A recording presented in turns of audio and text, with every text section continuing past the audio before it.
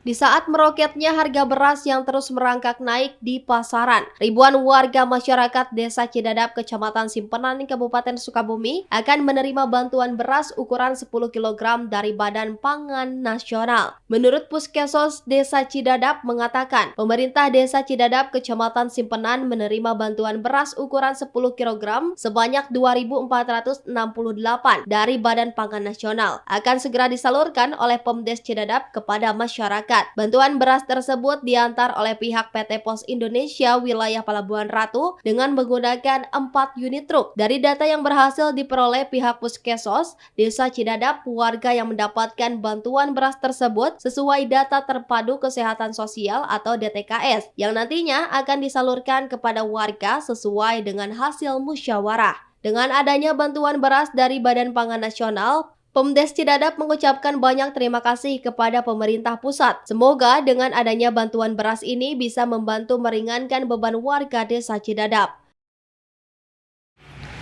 Ya, alhamdulillah bantuan beras ini lanjutan dari bantuan yang sebelumnya ya. Kemarin datang setelah maghrib ada 4 truk. Total keseluruhan 2.468 KPM.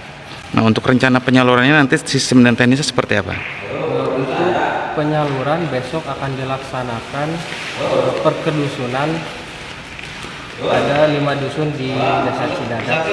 Kalau RT, seluruh RT dapat ada 77 RT.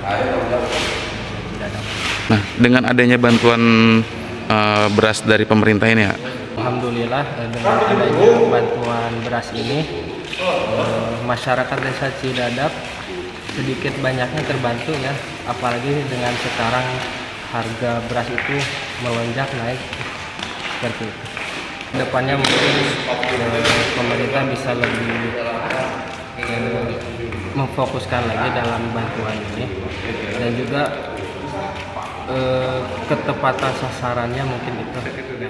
Dari Kecamatan Simpenan, Kabupaten Sukabumi, Indra Sopyan melaporkan.